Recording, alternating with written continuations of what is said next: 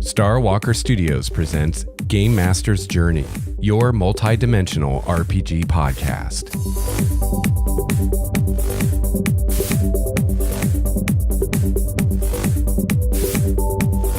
Hello, fellow gamer. Welcome to episode 230 of Game Master's Journey. I'm your host, Lex Starwalker. On this show, we discuss the craft and the art of game mastering.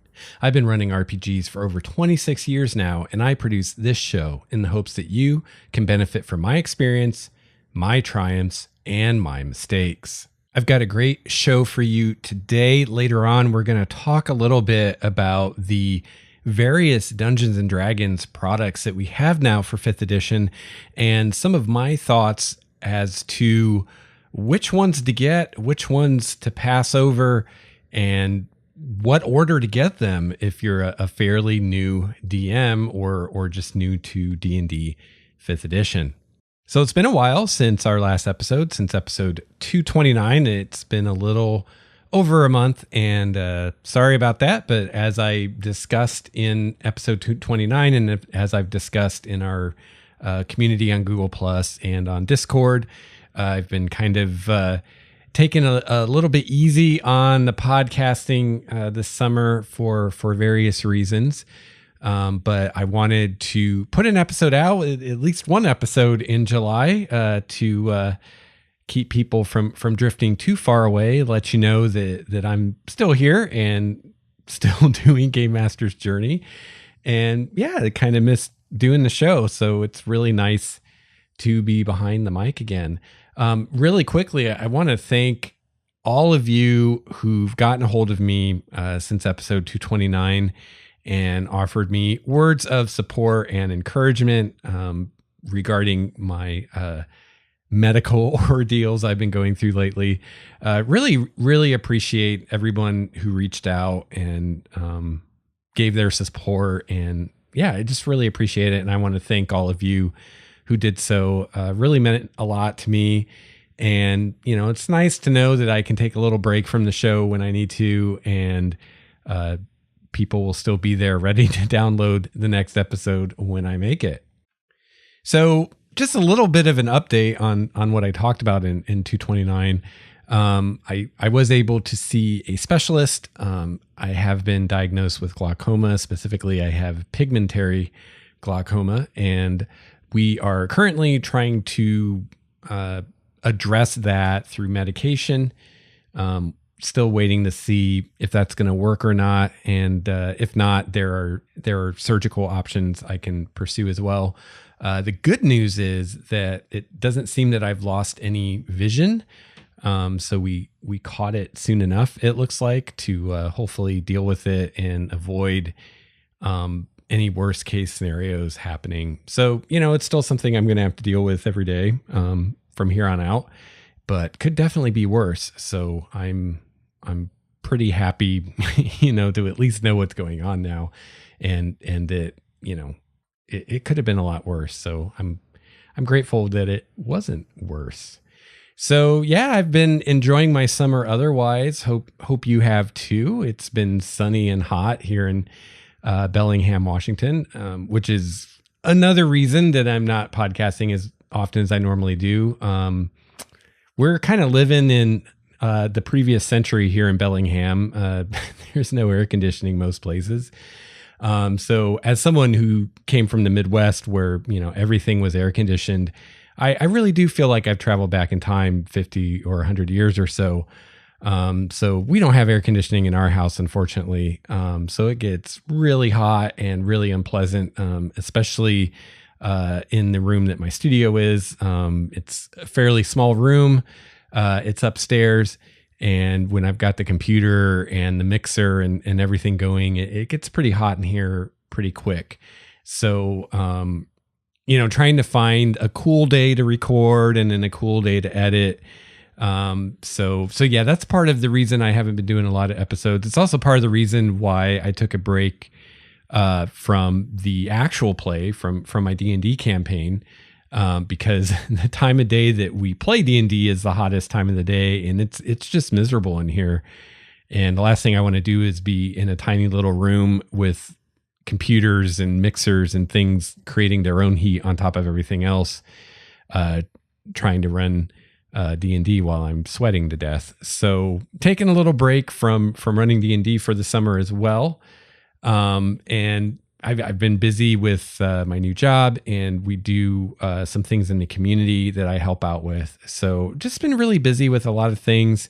As I think I mentioned in 229, I've started studying bass guitar a lot more and putting a lot of time and energy into that. So, just been taking a little bit of a break from the podcasting and from running D&D and doing some other things. And pretty much everybody that I've heard from about the hiatus with either the podcast or the actual play, everyone's been really supportive and been like, hey, sometimes you need to take a break. And, that's absolutely true. And, this show's about game mastering ultimately. And I must admit myself as a game master, I have a history of not recognizing when I need a break until a lot of times it's too late and I'm totally burned out and don't want to do it at all anymore. And yeah, especially when you're the GM and you're running a campaign, breaks are good. And sometimes you just need to take a break and need to think about something else for a while, or just take a break from having to run a game, take a break from having to create adventures and all that stuff. And, it can easily become an all encompassing thing, being a game master, that kind of consumes your life or consumes your headspace, And it's a very similar thing as a writer. When I've been writing too, it's a similar thing. If I'm running a D&D campaign, I find myself thinking about the campaign pretty much any spare moment I have, and just thinking about it a lot. And, doesn't matter how inspired you are, doesn't matter how much you're enjoying the game, enjoying the campaign. If you're spending every spare moment thinking about a certain thing, it's only an amount of time before you get sick of that thing and you don't want to think about it anymore. So, one way obviously to mitigate that is to pace yourself and to have a little bit of discipline and take a little control over what's going on inside your head, and not allowing yourself to constantly be thinking about your campaign every spare moment you have, and create some headspace for other things. And that's not something I'm terribly good at. I'm the kind of person where I tend to get really into something. I'll get really into a given hobby or subject matter or whatever. And for a period of time, I spend all my spare time thinking about it or learning about it or whatever, and almost obsessing over it. And that's just the way I am. And for the past few years, a lot of that has been with GMing, D&D specifically, and just spending a lot of time thinking about D&D and running D&D and playing D&D and making this podcast and making YouTube videos, and everything kind of revolving around this one thing of being a GM. And on my break, I'm still doing that, but now I'm spending a lot of my time and my energy learning bass and learning songs and all this stuff. But it's the same kind of thing. I'm just like, the first thing I think about when I wake up in the morning is my bass and what I'm going to do on my bass today. And it's the last thing I tend to think about when I go to sleep. So that's just part of me, my personality. And you may be like this to a greater or lesser degree, or you may not be like this at all. But for me, I tend to get really obsessed or immersed in a certain thing until I just can't take it anymore. And then I get obsessed or immersed in some other thing. And, it's occurred to me as I've been taking this break that, a great way to avoid burnout in the future and to not have to take these breaks any more often than necessary would be to try to manage that for myself and not let myself get so obsessed and say, okay, I'm not going to spend every free moment today thinking about D&D, or I'm not going to spend every free moment today thinking about my bass. I'm going to kind of spread it out and, for a little bit, think about D&D, and then for a little bit think about base, and kind of pace myself and try to stay well-rounded. And instead of just getting immersed in one thing, try to dip my toe in, a few different pools at the same time. I don't know. That wasn't a great analogy. But yeah, so, some interesting thoughts and perceptions through taking a break. And I actually wasn't planning on talking about this on the show today, but it's a natural thing to talk about since I have been taking a break. And it is something that I think is really important. And it's been, I think, a couple months now, or close to a couple months, since I ran my last session of Hinterlands of Elandria. And honestly, until just a few days ago, I didn't really think about the campaign or about D&D at all, and to me, that's a perfect sign that the break I'm taking was sorely needed. The fact that once I decided, okay, I'm not going to run D&D for a little while, I didn't think about it at all for weeks. So that alone is a good sign that I was either burned out or I was well on the path to becoming burned out. The fact that once I no longer had to think about it, I didn't think about it. But a few days ago, I found myself thinking about the campaign again. And it occurred to me, I'm planning to wait at least until the heat is over to start the campaign again. So I have maybe a month or so left on my vacation from D&D before I start thinking about starting up the campaign again. And so this is a great time for me to start to do some prep for what's coming next in the story. And, I was prepared for the next few sessions already, but now that I have all this extra time, I can, add some more layers to what I was doing, think about what I was doing, decide maybe I want to change some things or whatever. So I'm going to try in the coming weeks to use some of this time productively to kind of get prepared for when I start the campaign again. I have a lot of the homework already done. So I'm curious what you think. Do you agree that as a GM, it's important to take breaks? And if so, how often do you find yourself taking breaks? Are you like me where you tend not to take them as often as you should, or you tend not to realize you need a break until it's too late and you're totally burned out? Or have you figured out some way to recognize when you need a break, or maybe you just take breaks on a regular basis? So if any of you have any kind of strategies you've come up with for managing that and how to know when you need to take a break and how long of a break to take and things like that, let me know. Shoot me an email, gamemastersjourney@gmail.com. I'd love to hear from you. And I'd love to share your thoughts and ideas on the show, because here I am, someone who I'm definitely not the person to teach someone how to know when they need a break or how to take a break when they need one, because I tend not to take them when I should. And, now looking back over the past, 10 years I've been GMing, I can see in the past times when I should have taken a break and I didn't, and ended up in me getting more burned out on whatever the thing that I was doing at the time than would have been absolutely necessary if I would have taken that break. So yeah, if you've got some strategies or some ideas, I would love to hear from you, and I'd love to pass those on to the other listener GMs, because I think this is something that a lot of us struggle with, or at least haven't found a good way to handle this. So if you're someone that you think you've got it figured out, share your wisdom with us. Love to hear about it. Also, I want to thank all the patrons of the show. Really want to thank everyone who stuck with me as patrons, especially over the hiatus that we've had. I was expecting to lose patrons when I stopped putting out episodes every week, and I did some, but not as many as I feared or expected. So that was a pleasant surprise. And also, I want to thank everyone who's purchased one of my D&D supplements, either my Adventure to the Trickster's Labyrinth or my latest supplement, Relics of Power.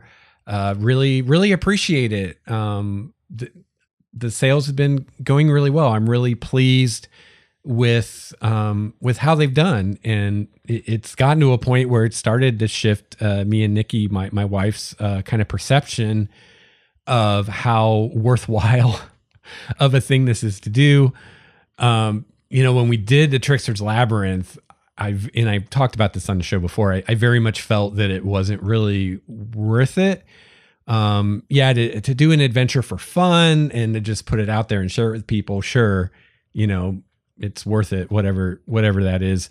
But to think I'm going to make an adventure and I'm going to sell it to people and I'm going to make enough off of that to make it worth the time I put into making it, definitely was not the case.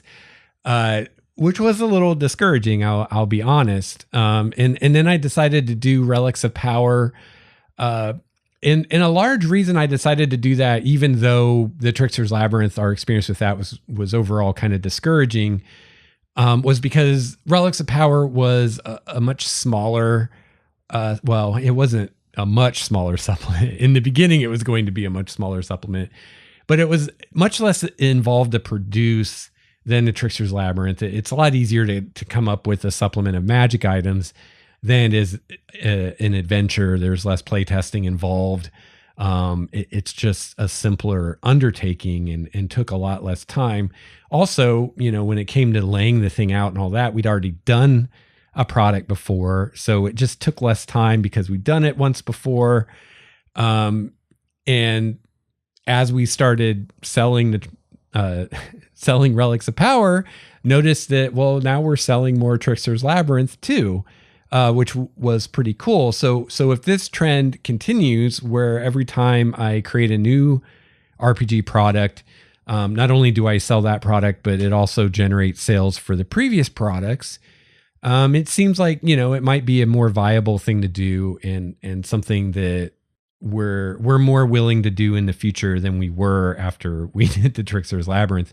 And another thing is, the Trickster's Labyrinth has been out over a year now. And so it over time, those sales accumulate. So, after 6 months, you look at the numbers and you're like, wow, that wasn't really worth it. But after a year, it's a little more worth it. Still isn't definitely something I could make a living at, or even have it really be worth my time to do from a strictly monetary point of view. But when it's something I'm kind of going to do anyway, or it's something that, it's 9/10 of the way there already, and I just need to put that extra polish on to publish it. Something like that, it seems more worth it. So, I really do hope to do, more supplements in the future. And I'm kind of, I'm hoping to get started on something new soon. I'm just kind of waiting for, I guess, inspiration to hit and for that idea of this is the next thing I want to do to really grab me to the point where I'll be able to see it through. So again, thank you to all the patrons, and thank you to anyone who's purchased one or both of my RPG supplements. I really appreciate it. So without further ado, let's move on with the show. And let's start talking about those 5th edition products.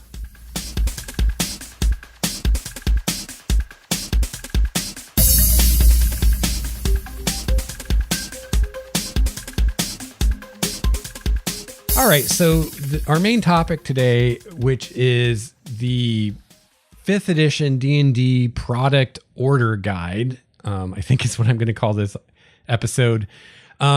This idea came from a listener GM who emailed me, named Ryan, and Ryan sent me a very nice email telling me a little bit about, his history with RPGs. He's fairly new to D&D.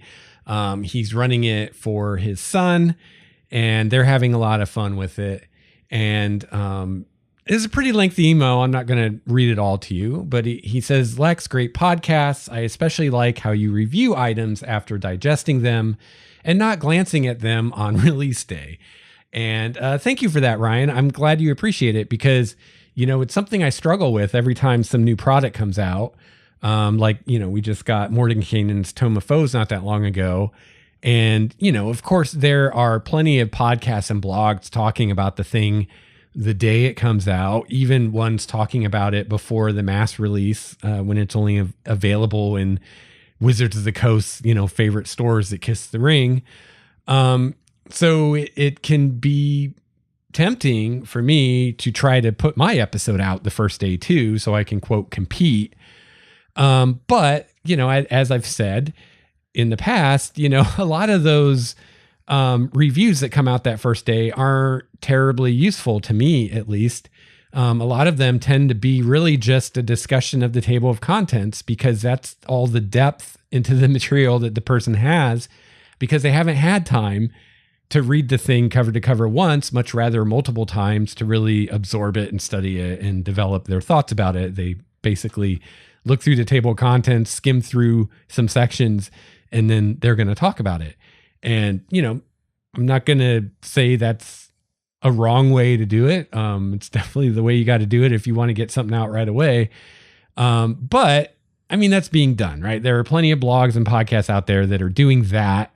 If that's what you want, it's out there. So I wanted to do something a little different with my reviews. And so I take my time with them. I read the thing at least once, usually more than once, and really think about what I want to say about it. And for that reason, I've made one episode, I think, where I talked about Mordenkainen's Tome of Foes. And I hope to do future episodes about that book, because there's a lot of good things in there. But I'm not in a hurry, because I didn't do it on the first day anyway. So those people that just want to know about the table of contents, they've already gotten their fix a long time ago. So I don't feel I need to worry about that. So I'm glad that people appreciate the more in-depth reviews, even if they come a little later. So Ryan goes on to say, as a DM and budding world builder, I'm wondering which books should I get next? He says he's leaning heavily towards Volos Guide, which I'd say is an excellent choice. But he's asking, what order should I get the supplements? Also, as a DM who wants to run adventurers through a campaign, what 5th edition campaign should I do first after the starter campaign? So I think he's talking about the starter box or beginner box. I forget. Every game calls it something different, what D&D calls it, but the Lost Mine of Phandelver Adventure, I think, is what he's talking about there. So they've done that, or they're doing that, and he wants to know, where do I go after that? How is Tomb of Annihilation as a setting, campaign, etc.? My son loves dinosaurs. And then he says, finally, after the core 3 books, in what order would you start buying the books, both supplements and campaign adventures, if you are a new DM just starting out? And Ryan mentioned he has the 3 core books, he's got the starter set, and he has Storm King's Thunder. He's running his campaign or his game in his own version of the Forgotten Realms that he's made some changes to. And yeah, so that's where he's at. So, that's a great question. And I decided to do an episode about it because even with the glacial release pace of D&D 5th edition products, the game is long enough in the tooth now that we do have a decent selection of things to choose from, especially when it comes to adventures. Not so much when it comes to rule books, although, I mean, it's all right now. I feel like there's enough to get you going now. But personally, I'd love to see at least half of those adventure books they've come out. I would have loved to have seen those be some kind of rule books instead. But, I tend to run my own adventures, so your mileage may vary. So I thought this would be a great thing to talk about on the show, and kind of use Ryan's questions here as a framework to discuss this topic, which is, when if you're a new dungeon master going to run 5th edition and you see all these products, all these books you can get, what order do I think you should, what should you get first, second, third, and all that good stuff? Now, just some caveats before we get into this. I mean, I think this is obvious, but maybe it's not obvious to everyone, but this is highly subjective, which is to say, this is my opinion. This isn't something where we can say this is the right answer and it doesn't matter who you are, this is the right answer. It's much more subjective than that.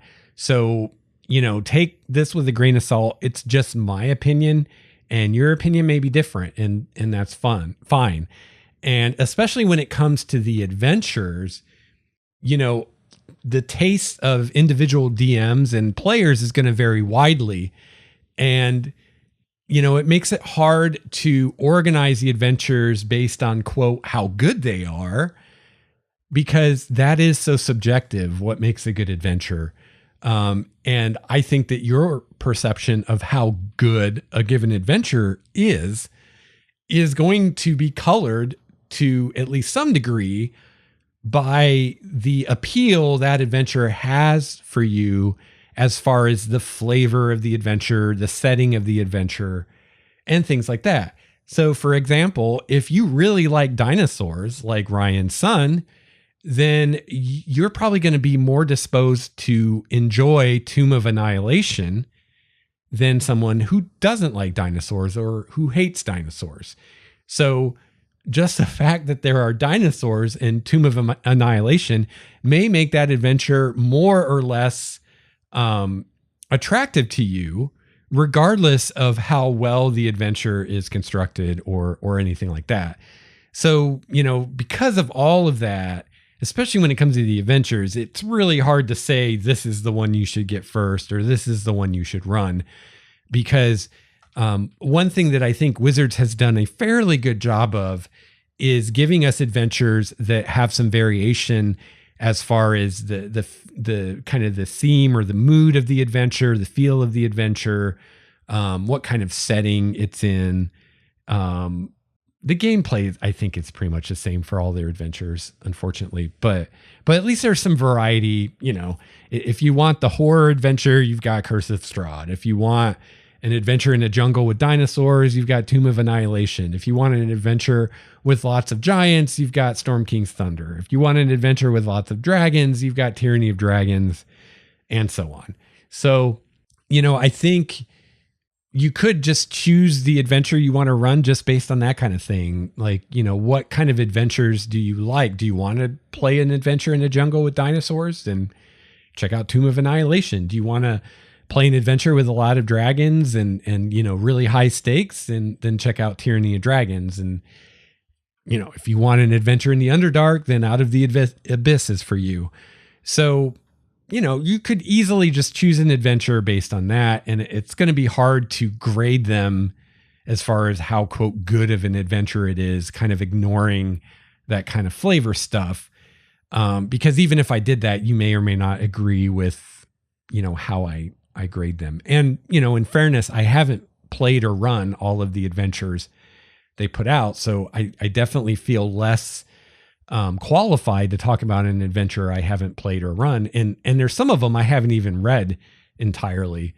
So I feel even less qualified to talk about those.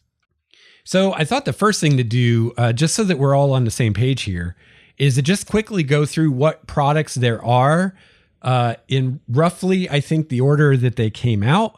And if I'm missing anything or if I get things out of order, I apologize. But even if this isn't perfect, it should be good enough to get us all on the same page here. So starting out, we've got the Player's Handbook. We have Hoard of the Dragon Queen, the Monster Manual, The Rise of Tiamat, which is the sequel adventure to Hoard of the Dragon Queen. So Hoard of the Dragon Queen and The Rise of Tiamat together form the adventure Tyranny of Dragons, or the campaign Tyranny of Dragons. Then we've got the Dungeon Master's Guide. We've got the Dungeon Master's Screen. We have the Elemental Evil Player's Companion, which is a free PDF download from Wizards' website. Then we have the adventure Princes of the Apocalypse, the adventure Out of the Abyss, the Sword Coast Adventurer's Guide, the adventure Curse of Strahd, the adventure Storm King's Thunder, Volos Guide to Monsters, the adventures Tales from the Yawning Portal, the adventure Tomb of Annihilation, Xanathar's Guide to Everything, and then the Mordenkainen's Tome of Foes. And as far as what is out as of now recording this, that's what we got in roughly the order that they came out. So really you can put these books into two categories. We've got what I'm going to call the rule books, which are not adventures. And then we have the adventure books, or the campaigns, or whatever you want to call them.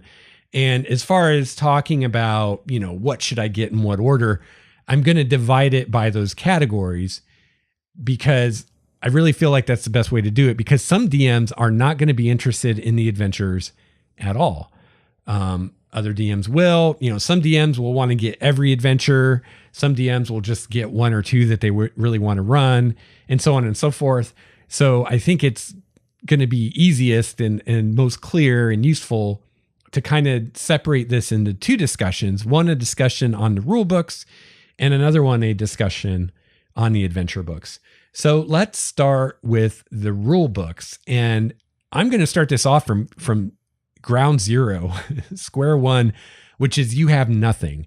So Ryan's already got the core 3 books, but I want this to be useful to as many people as possible. So let's assume you have nothing. You've just decided you're going to run D&D. Where do you start? Well, the first place I would say to start is the basic rules, which you can get for free as PDFs from Wizards website.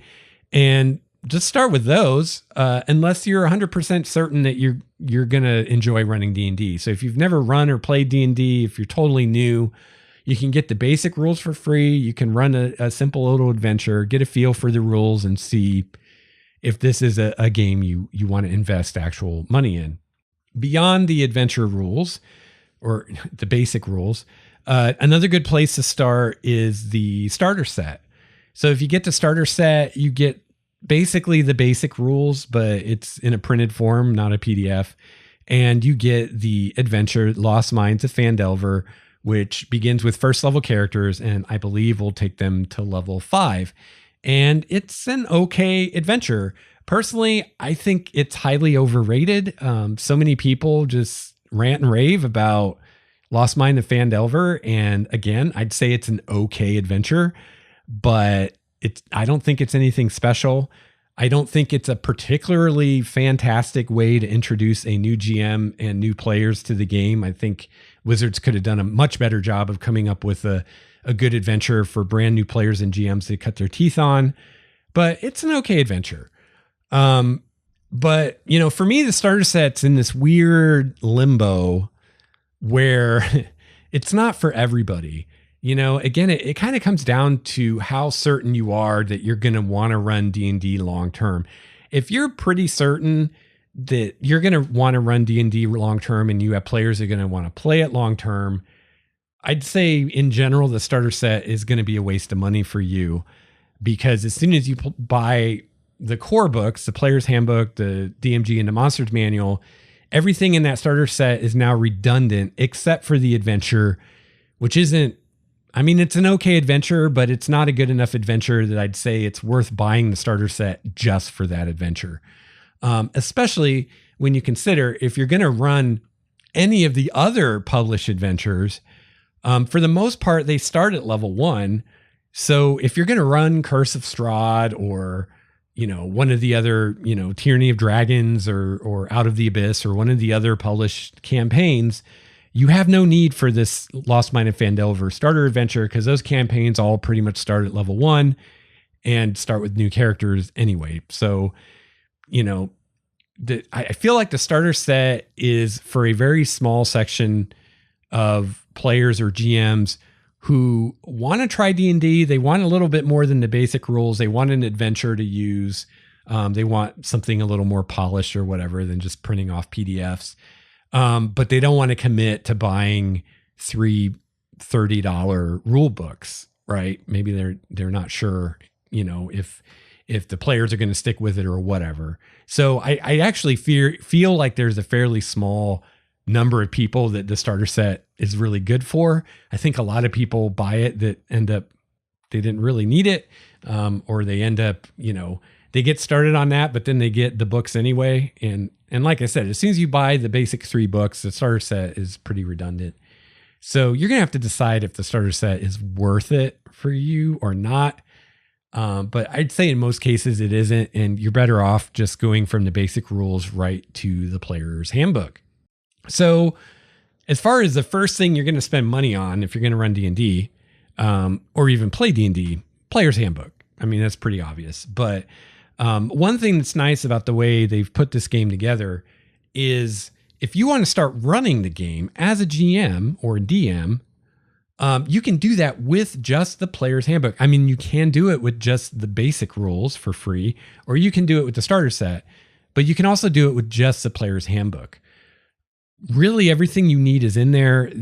Everything you need to make a character is in there, and the basic rules of the game is in there.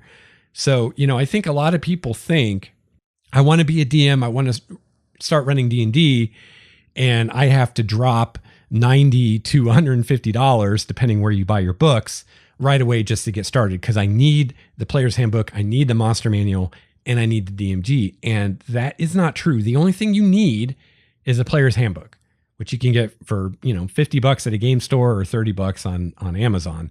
So, or it might even be less now. So that's all you need.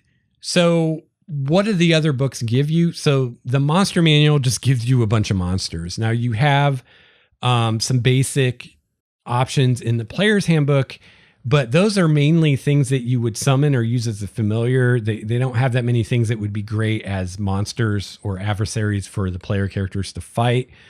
But if you get the basic rules, especially I think it's the basic rules for the Dungeon Master, they do have some monsters in there.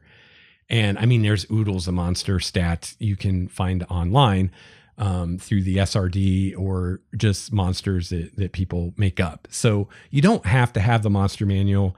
You can use the player's handbook, and then you can get some monsters from like the SRD. You're going to be able to find like your basic goblin and orc and stuff like that in the system resource document for D&D 5th edition, which is part of the open gaming license and is monsters that they've decided are generic enough that they'll let people use them.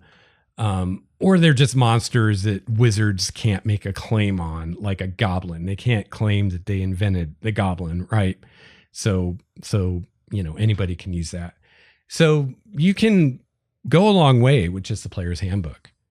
So first thing you're going to buy, I'd say, is the player's handbook. Right after that, you should get the Elemental Evil Player's Companion. It's a free PDF. It's going to add some more sub-races for player characters like the Genasi, which are kind of almost like half elemental characters, and some more spells.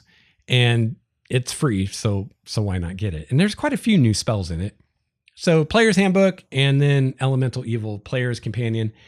And then the next thing I would say that you should get is the Monster Manual. Again, you don't have to have the Monster Manual to start, but before long, you're going to get sick of finding monsters online, or you're going to start to want more of a variety than what you can find for free online.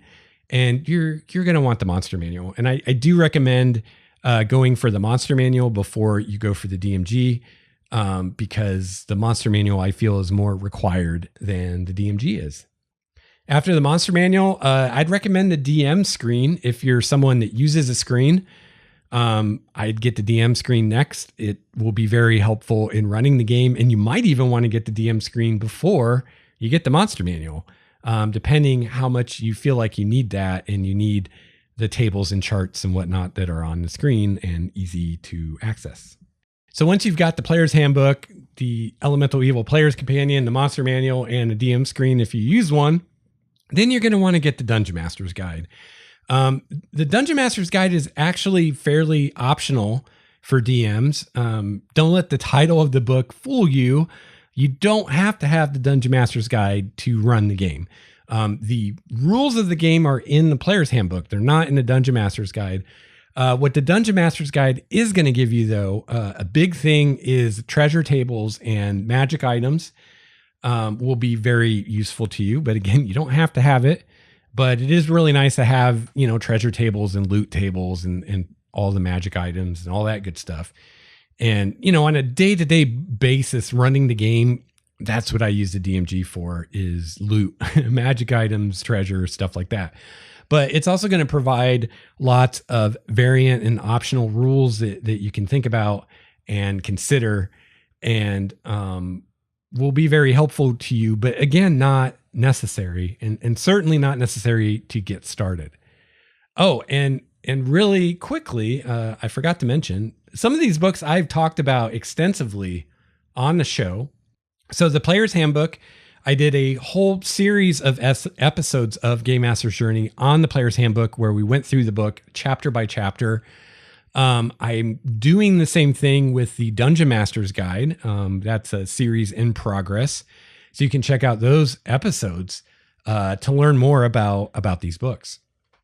So once you have the Dungeon Master's Guide, then it gets a little harder. So as far as, you got to have the basic 3 first, I would say. That's kind of a no-brainer. But as far as rule books above and beyond the basic 3, in the order that they came out, we've got Volos Guide to Monsters. Or actually, this isn't the order that they came out. This is kind of my order of preference. We've got Volos Guide to Monsters, Xanathar's Guide to Everything, Mordenkainen's Tome of Foes, and then we have the Sword Coast Adventurer's Guide. So 3 of these, I would say you could argue, which order to get those in. I put the Sword Coast Adventurer's Guide at the bottom of the list. That's kind of a no-brainer for me. It's the least useful of these books, especially if you're not running in the realms. It becomes almost useless if you're not running into realms. There's some use to it, but not a lot, not worth the cover price. If you run into realms and you're a new to the realms, you don't have any experience with the realms, then the Sword Coast Adventurer's Guide may go up in priority for you, but that's a pretty small percentage of DMs out there.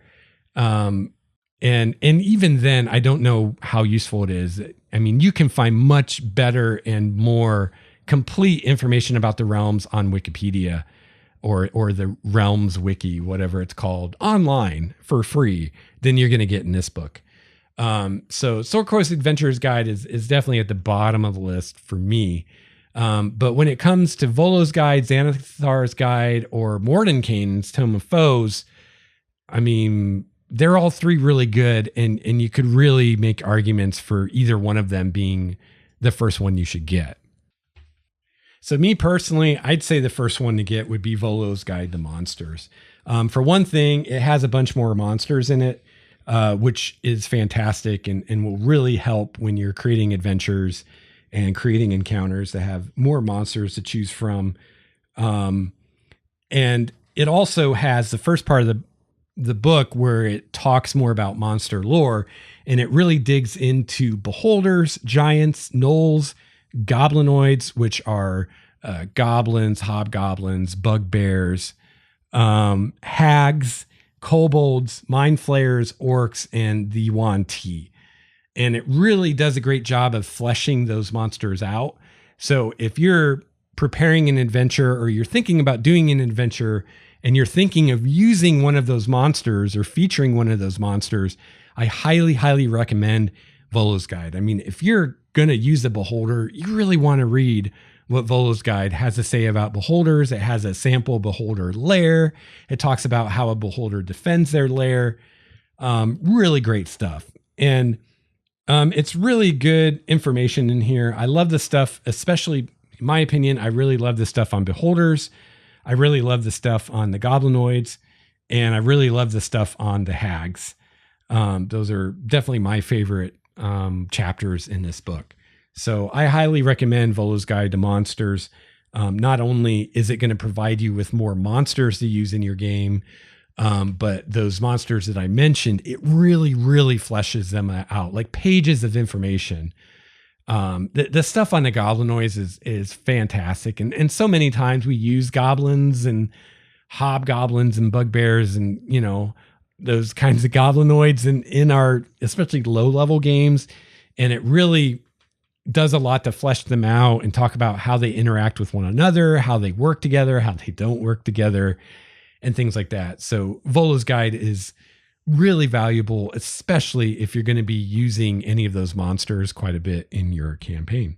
So actually, I misspoke a few minutes ago, because actually the next book I would recommend personally after Volos Guide would be Mordenkainen's Tome of Foes. And, you might have a different opinion as to whether you'd prefer to have Mordenkainen's Tome of Foes first or Xanathar's Guide first. And the big difference between the two is Xanathar's Guide has a lot of player options.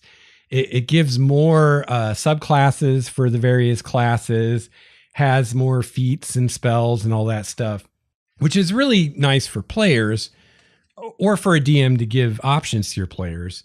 But as far as a DM running the game, I find Mordenkainen's Tome of Foes far more useful. However, Mordenkainen's Tome of Foes tends to have more use at mid to high levels of play.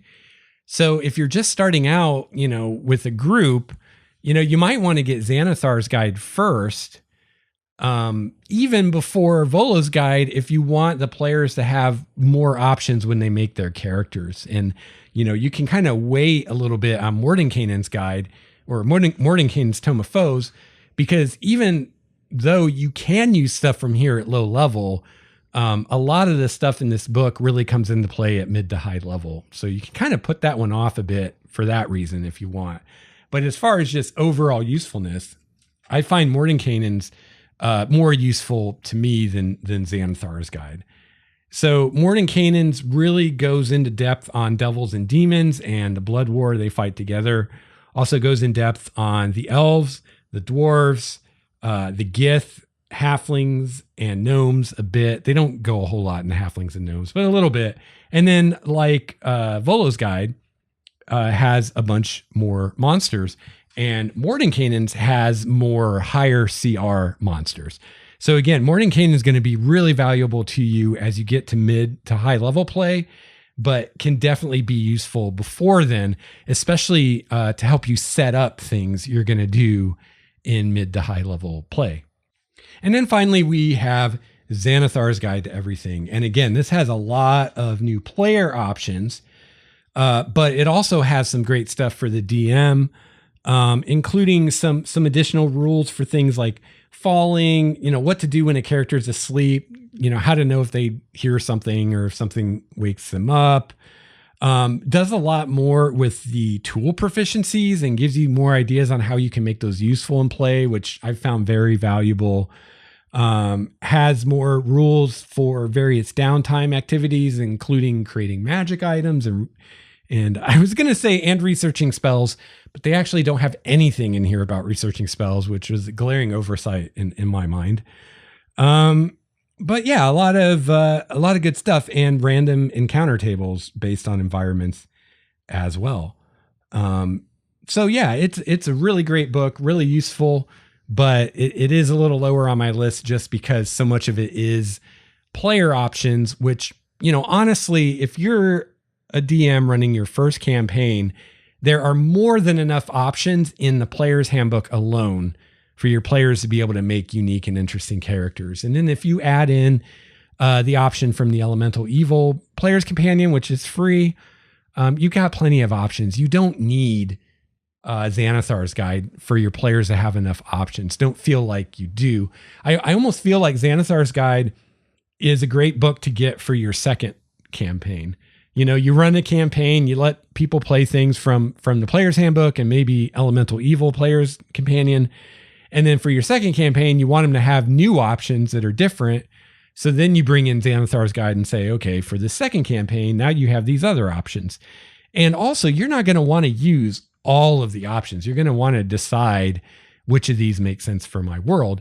And I should also point out that there are some player options in both Volos Guide and Mordenkainen's Tome of Foes as well. Some more race options and things like that as well. Like, for instance, Volos Guide has options if you want to play a goblin or a kobold or a hobgoblin or a bugbear or something like that. So again, let me go through this again, just kind of bang it out, what we just talked about. So first thing I would get is the basic rules for free. Then I would perhaps get the starter set if you're still on the fence. Otherwise, I would jump right into the player's handbook. I did a whole series of episodes on the player's handbook. Check the show notes for links. I would also get the Elemental Evil Player's Companion, which is free. The monster manual, then the DM screen if you use a screen, then the Dungeon Master's Guide. I did a whole series of episodes on the Dungeon Master's Guide. Then I would recommend Volos Guide to Monsters after the DMG. I talked all about Volos Guide to Monsters, by the way, in episode 135. After Volos Guide, I would recommend Mordenkainen's Tome of Foes, which I talked about on episode 229 of the show. And then after Mordenkainen's Tome of Foes, I would recommend Xanathar's Guide to Everything, which I discussed on episodes 188, 189, and 192. And then finally, after all that, if you think it's worth it, which it probably won't be for you, you could get the Sword Coast Adventurer's Guide. And I talked about the Sword Coast Adventurer's Guide way back in episode 61 of Game Master's Journey. So there you go. After the basic 3, you're going to want Volos Guide, and then Mordenkainen's Tome of Foes, and then Xanathar's Guide. Or you might want to get Xanathar's Guide and then Mordenkainen's Tome of Foes, depending on where you're at. All right, so then we have the adventures, and this is where it gets a lot more murky and a lot more just kind of, it's going to be up to you. The rule books, it was pretty easy to put those in order and say, this is the order I'd get them in. But the adventures, it's really going to be up to you. And especially because most of these adventures take characters from first level to at least 10th level, a lot of them all the way to 15th level or higher. And so it's not like you're going to be running these one after another. For most groups, you're going to pick one of these and you're going to run it, and it's going to keep you busy for a long time. And that may be all you do. So it really comes down to which of these adventures am I most excited to run? And that's the one you probably want to get first. So I tried to order these in the order of my preference as far as the ones I think are the best adventures and will be the most fun for you as a GM to run and the most fun for the players to play. Again, we have the starter set adventure, Lost Mine of Phandelver, which is kind of off by itself because, well, for one thing, it's just a short adventure. It only goes from level 1 to 5. Most of these go from like level 1 to 15. So it's not a campaign. It's just an adventure. And then for another thing, for most people, I don't think the starter set is a good purchase. There's really only, specific types of people that is going to be worthwhile for. And I definitely don't think it's worth it to go buy the starter box just to get Lost Mines of Phandelver. So if you have Lost Mines of Phandelver, then look it over and decide if you want to run it. Now, Ryan talked about, he has the beginner box and it sounds like they played Lost Mine of Phandelver. And I will point out that Storm King's Thunder has a discussion in it of how you could transition into Storm King's Thunder after running Lost Mine of Phandelver. So if you've run Lost Mine of Phandelver, you might want to look at Storm King's Thunder for that reason. Another possibility you could consider is Tales from the Yawning Portal, which, unlike most of these, isn't a self-contained campaign. It's a collection of adventures. But because of that, you have various adventures that start at various levels. So you could use that to continue on after Lost Mine of Phandelver as well. And a lot of the other adventures have some discussion of starting at a level higher than first level. For instance, Tomb of Annihilation, I know does. So those could be possibilities for continuing on after Lost Mine of Phandelver as well. So actually, when it comes to kind of rating the various adventures or campaigns that they put out for 5th edition, I'm going to have a rough time with a lot of it. But the number one, the first one I'd recommend is easy. And that would be Curse of Strahd. Curse of Strahd is hands down, no contest, doesn't require any deliberation at all, the best adventure they put out for 5th edition so far. It's better than all the other ones. And of all of them, it's the only one that I would honestly want to do in its entirety. And that's just a personal thing for me. I'm not going to say, you shouldn't get these adventures because you're never going to want to finish them. But for me personally, with the exception of Curse of Strahd, none of these campaigns that they put out are something that I would want to commit, my group's going to do this for level 1 to 15, because none of them are that good that I'm going to be able to run this one campaign for a year or whatever it would take and not get bored of it, or the players aren't going to get bored of it. And even Curse of Strahd could outstay its welcome if you have players that are trying to do everything they can do in the campaign. You could get sick of it before it's over very easily. But Curse of Strahd is it's the best adventure. It's the best campaign, hands down. So if you're looking for a recommendation of you want to run a published campaign, which one should you run? I would say Curse of Strahd. Of course, as with everything, there's caveats to that. Curse of Strahd is very much horror themed. And that isn't for everyone. So, if you're not big on horror or your players aren't, then it might not be a great fit for your group. It's kind of dark. It's relatively low magic. So if you have players who, have to get lots of magic items and powerful treasure and stuff, those kinds of character or players will be frustrated by Curse of Strahd because it doesn't hand out a lot of treasure or money or anything like that. Now, the items that you do get tend to be fairly powerful. So you have that, but if you compare it with other adventures, there's not nearly as much treasure in Curse of Strahd as in other adventures. And the majority of the treasure in the campaign is you get in Castle Ravenloft, which is like the last part of the campaign. So a lot of the treasure you won't even see until the very end. So that's something to be aware of because a lot of players, that's a strong motivator for why they play, and they get a little frustrated with Curse of Strahd because they never get any good loot. Now, on the other hand, if you have players that enjoy a more kind of survival game where just day-to-day life is more difficult and you don't have all the conveniences that adventurers normally enjoy, they'd probably have a lot of fun with Curse of Strahd. Curse of Strahd has an awesome villain, Strahd. It gives you some great guidelines on portraying this villain, how to use them both as a character that you role play and also as an opponent that the player characters fight and how to use them tactically. It's a fantastic campaign, and there are loads and loads of additional resources for you online because a lot of people love this campaign, and there's a lot of great stuff that's been created by people in the community to expand and add to the campaign, player handouts, all kinds of stuff. So, if you're really wanting to put everything into a campaign and just run the best campaign you've ever run, you'll do great with Curse of Strahd because there is so much out there for you already. And then you start doing your own stuff on top of that. I mean, it's just limitless what you can do with that campaign. The one kind of downer of the campaign, and a lot of it has to do with how you run it and how you present it to your players.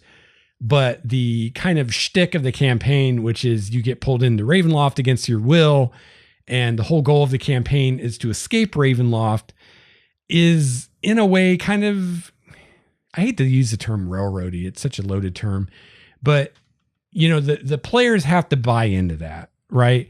They have to buy in that my character is going to be trapped in Ravenloft and there's nothing I can do to stop that. And the whole point of this game we're playing is to get out of Ravenloft. So if you don't have player buy-in on either of those two premises, the campaign is not going to work. So they got to be okay with being trapped in Ravenloft, and they got to be okay with their main goal is to get out of Ravenloft. Because if the player characters are like, hey, we dig Ravenloft, we'll just stay here, there's no reason to do any of the stuff in the campaign.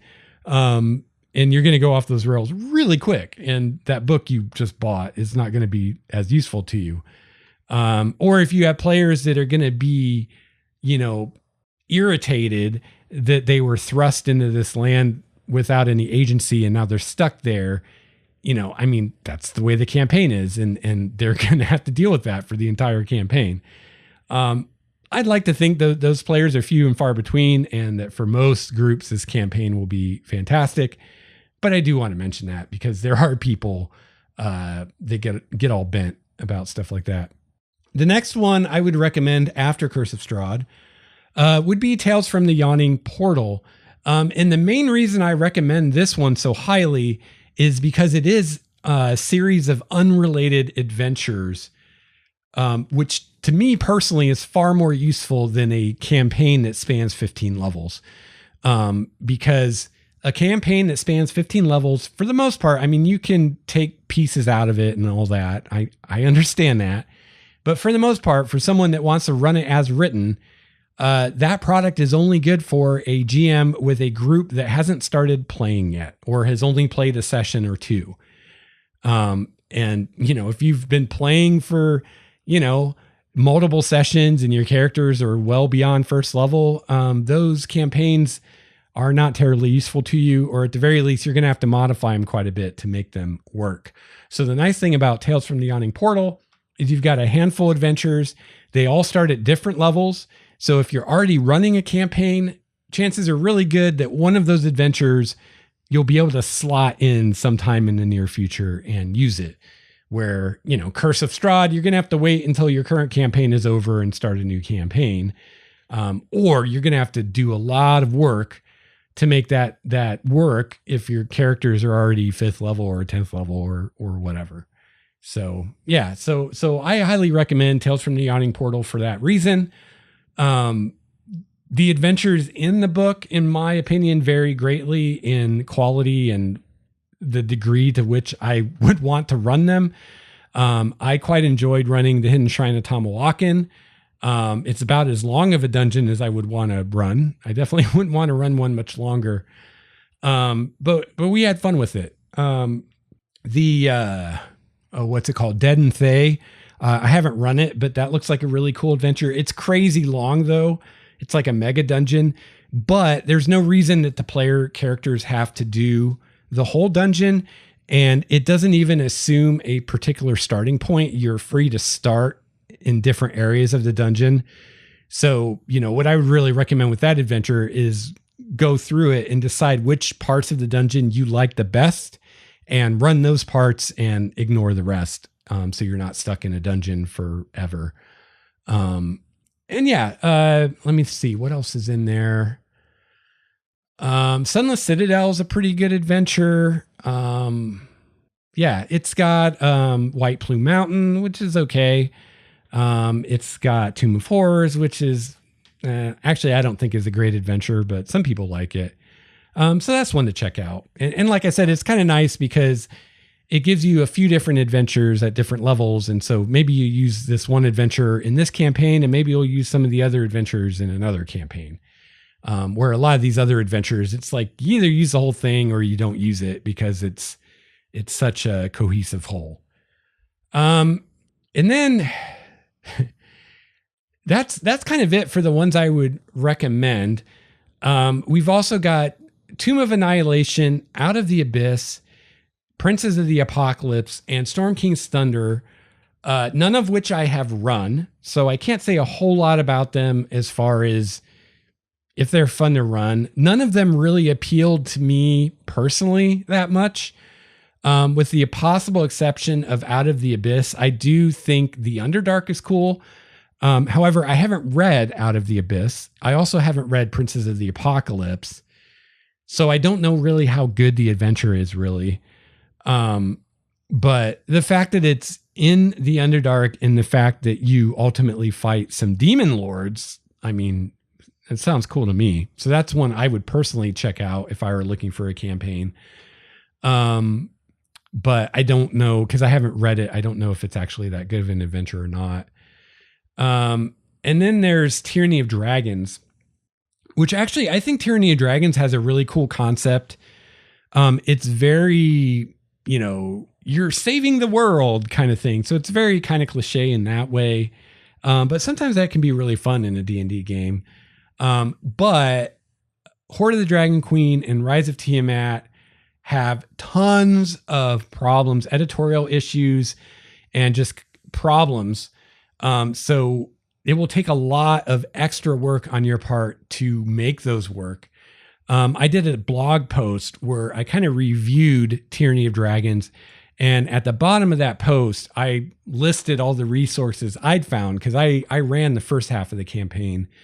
So I found some really valuable resources to kind of help you deal with some of the problems in that campaign. So I would recommend Tyranny of Dragons with, the asterisks saying, if you're willing to put in all the extra work it will take because it's not nearly the polished finished product that you can just run like Curse of Strahd or a lot of their other campaigns are. So yeah, really, me personally, I would highly recommend Curse of Strahd if you want an entire campaign. And I would recommend Tales from the Yawning Portal if you just want some adventures that you can maybe use here and there as needed. And then the rest of them, you'll have to look them over yourself. Again, between Tomb of Annihilation, Out of the Abyss, Princes of the Apocalypse, Storm King's Thunder, and Tyranny of Dragons, the only one that really got me excited as far as the subject matter of the campaign was Tyranny of Dragons. But that's mitigated by the massive editorial and gameplay issues with that, and the fact that you basically have to rewrite most of it. But you can make it work if you're willing to put in the effort, and it is a really epic campaign. So if you'd like more information on some of those, I discussed Curse of Strahd in depth on episode 111. I discussed Tales from the Yawning Portal in episode 153. I also did actual play of the Hidden Shrine of Tamawakan, which is one of the adventures from Tales from the Yawning Portal that you can find on my YouTube channel. And I did actual play of the beginning of Curse of Strahd on my YouTube channel as well. And also the Tyranny of Dragons that I did run is also on my YouTube channel, so you can check those out. And again, I did a blog post on Tyranny of Dragons, and I discussed Storm King's Thunder on episode 126, and I'll have all those linked in the show notes at starwalkerstudios.com. So Ryan and anyone else wondering about what books to get when, I hope that was helpful to you. But again, a lot of it's going to be down to your own opinion. And I really highly recommend, especially when it comes to the adventures, I highly recommend that you go to a physical bookstore where you can sit down with physical copies of the books and flip through them, read through them, and decide if this is an adventure you want to run, decide if this is a book you want to buy, because they're not cheap. Even on Amazon, they're not cheap. It's an investment. And, unless you're someone that can afford to just buy every RPG book that comes out, if you're someone like most of us where you have to choose wisely what you're going to invest in, I highly recommend flipping through them before you make your decision.